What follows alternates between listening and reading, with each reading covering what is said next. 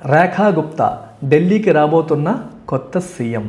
రేఖా Gupta BJP పరిపాలిస్తున్న union territories మరియు states అన్నింటిలో కూడా ద ఓన్లీ సీఎం క్యాండిడేట్. మిగిలిన ఏ స్టేట్ మరియు యూనియన్ టెరిటరీలో కూడా ఉమెన్ సీఎంస్ బీజేపీకి లేరు. సో ఢిల్లీకి ఉమెన్ సీఎం తీసుకొచ్చారు. ఒక రకంగా ఒక బ్యాలెన్స్ బీజేపీ సాధించినట్టయింది దీని ద్వారా. అయితే రేఖా గుప్తా ఢిల్లీకి సీఎంగా అయిన వాళ్ళలో 4th ఉమెన్ అని కూడా మనం చెప్పొచ్చు. సో ఎంతోమంది ఢిల్లీకి సీఎంగా పనిచేశారు, అందులో తిను 4th ఉమెన్ క్యాండిడేట్.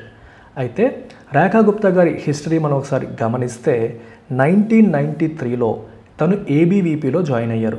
ఆర్ఎస్ఎస్ యొక్క స్టూడెంట్ వింగ్ అయిన అఖిల భారత్ విద్యా పరిషత్లో తను స్టూడెంట్ లీడర్గా జాయిన్ అవ్వడం అనేది జరిగింది 1993లో.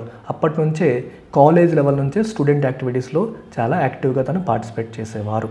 2002లో అఫీషియల్గా తను పాలిటిక్స్లోకి వచ్చి బీజేపీలో జాయిన్ అవ్వడం జరిగింది. 2007లో ఎలక్టోరల్ పాలిటిక్స్లో కూడా వచ్చారు. సో మనకి ఎలక్షన్స్లో కూడా పార్టిసిపేట్ చేయడం, మున్సిపల్ కౌన్సిలర్గా 3 సార్లు గెలవడం కూడా జరిగింది. అయితే ఎమ్మెల్యేగా 2015లో పోటీ చేసి ఓడిపోయారు, 2020లో కూడా పోటీ చేసి ఓడిపోయారు. ఇప్పుడు 2025లో మొట్టమొదటిసారి ఎమ్మెల్యే అయ్యారు. మొట్టమొదటిసారి ఎమ్మెల్యే అయ్యి వెంటనే సీఎం కూడా అయిపోవడం అనేది జరిగింది.